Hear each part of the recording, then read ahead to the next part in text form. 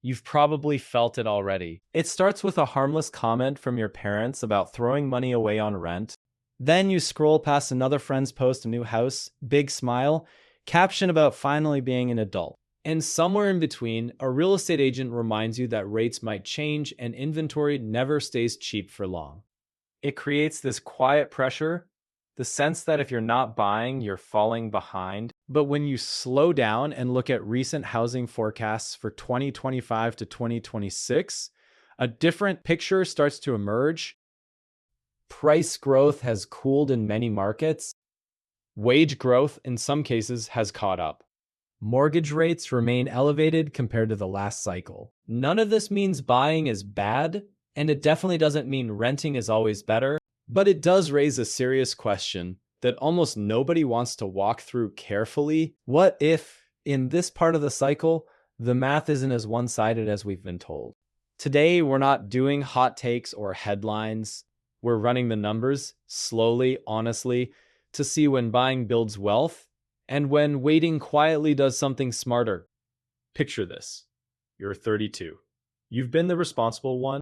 You haven't taken a real vacation in 3 years. You've skipped the expensive lattes and the weekend trips because you were focused on the goal, the down payment. Your high-yield savings account finally hit $48,000.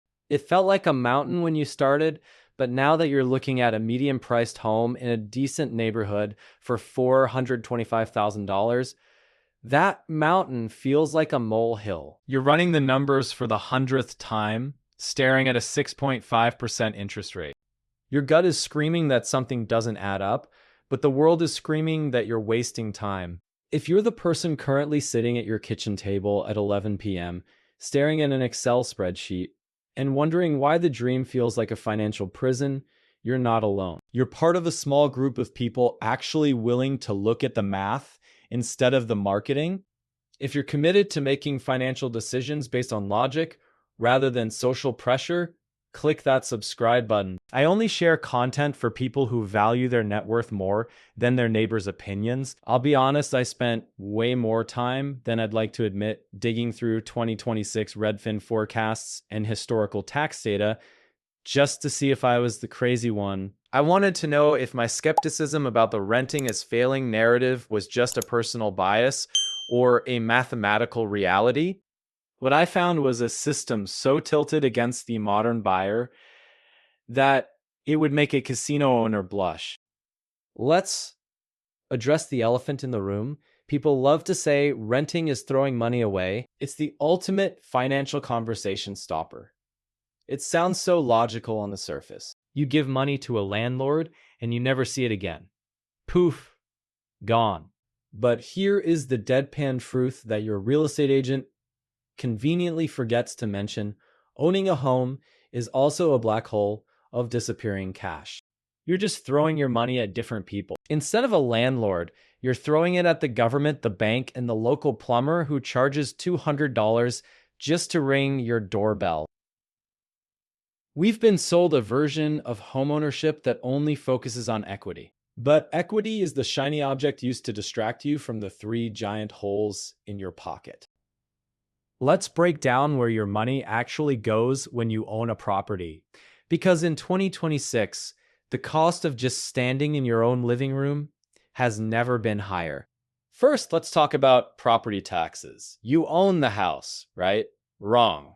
Try not paying your property taxes for 2 years and see who really owns that dirt. According to 2024 data from the Tax Foundation, the average effective property tax rate in the United States is about 1.11%. On a $500,000 house, that's $5,550 a year. That's $462 every single month that goes straight to the government. You don't get that money back. It doesn't build your equity. It doesn't make your house worth more. It's just rent you pay to the state so they don't take your keys. Then there's maintenance. Homeownership is essentially a slow-motion battle against the laws of physics and entropy. Everything in your house is currently in the process of breaking. The roof has a 20-year lifespan. The HVAC has 15. The water heater has 10. Experts recommend budgeting 1% of your home's value annually for maintenance. On that same $500,000 house, that's $5,000 a year or $417 a month. And let's be real, that's the nothing went catastrophically wrong price. That doesn't include the time your basement floods because a pipe decided to quit life at 3 a.m. on a Tuesday. You aren't building wealth when you replace a dead furnace. You're just paying a $6,000 ransom to keep your family from freezing. Now we get to the part that actually makes people's heads spin: the cost of capital. This is the unfair advantage that wealthy investors understand, but the average home buyer completely ignores. When you take $100,000 out of your savings to put down a 20% down payment, that money stops working for you. It's trapped in the walls. If you took that $100,000 and put it into a low-cost S&P 500 index fund, history tells us you could expect an average annual return of around 10%. Meanwhile, according to Case-Shiller data, residential real estate has historically appreciated at about 4% to 5% over the long term. The difference, that 5% gap is your opportunity cost. You are literally paying 5% a year for the privilege of having your money sit in a house instead of a brokerage account. On top of that, you're paying interest on the other 80% of the house. In 2026, with mortgage rates hovering around 6.3% according to Redfin forecasts, the interest alone on a $400,000 loan is roughly $25,200 in the first year. Combined with your opportunity cost, you're looking at a massive financial drag that equity can't even begin to cover in the early years. So, how do you put all this together? How do you actually know if you're being smart or being played? It comes down to one simple metric that eliminates the emotional noise. I call it the 7% rule. I'll show you exactly how to run it for your specific neighborhood in just a second. But first, you need to understand why the 2026 housing market isn't what the headlines are telling you. You've heard it before: wait until rates drop, then refinance. It sounds like a great plan until you look at the actual forecasts. Multiple housing authorities, including Fannie Mae and the Mortgage Bankers Association, expect 2026 rates to stay stuck in the low to mid 6% range. The days of 3% interest weren't the normal. They were a historical anomaly caused by a global crisis. Expecting them to return is like expecting a steak dinner to cost $5 again. It's a nice thought, but it's not a strategy. At the same time, home price growth is hitting a wall. Zillow economists expect United States home values to grow only about 1.2% through 2026. Compare that to the 10 to 20% jumps we saw a few years ago. If your house only goes up by 1% while you're paying 6.3% in interest and 1% in taxes, you aren't building wealth. You are actively losing purchasing power every single month. Here is the truth that causes people to get defensive. In many major markets right now, rental affordability is actually improving. According to a 2025 NerdWallet report, median rent prices had declined year over year for 26 straight months. Meanwhile, the cost of buying has stayed near record highs. We are living through a period where it is mathematically cheaper to rent the same lifestyle you would otherwise buy, and it's not even close. I want you to stop the video right now. Open a new tab and go to Zillow or Redfin. Find a house in your neighborhood that you would actually want to live in. Look at the price. Now look for a similar house for rent in that same zip code. Take the price of the house for sale and multiply it by 0.07. Then divide that number by 12. Times 0.07 divided by 12 equals your break-even rent.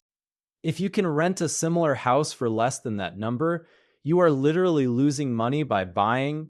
Go do it now. Come back and drop your break-even rent versus actual rent in the comments. I want to see which markets are the most broken right now. But on building equity screams the guy who just paid $2,000 in interest and $400 in property taxes this month. Let's look at an amortization schedule. In the first year of a 30-year mortgage at 6.5%, about 85% of your payment goes to interest.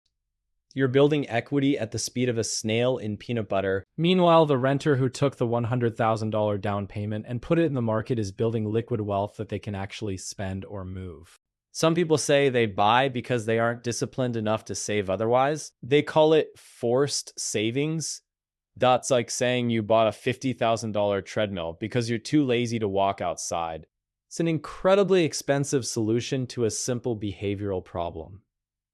In 2026, we have automatic transfers. You can set up a forced savings plan into a brokerage account in about 3 minutes for $0. If you assume an 8% average annual investment return, which is conservative, the typical renter in today's market who invests the difference between their rent and the total cost of ownership ends up $120,000 richer after a decade than the equivalent homeowner.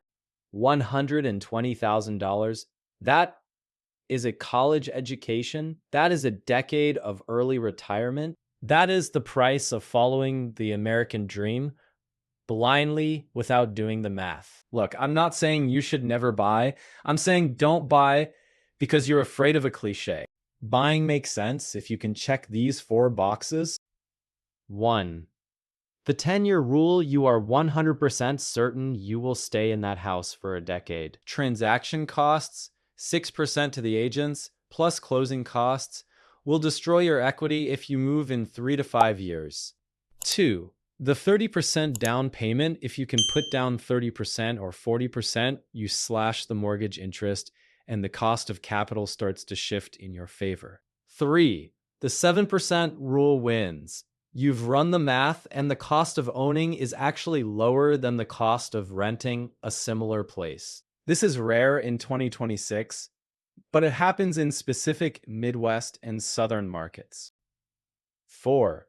The lifestyle premium, you understand that a house is a consumption item, not just an investment. You're willing to pay a lifestyle tax for the right to paint the walls whatever color you want and never deal with a landlord again.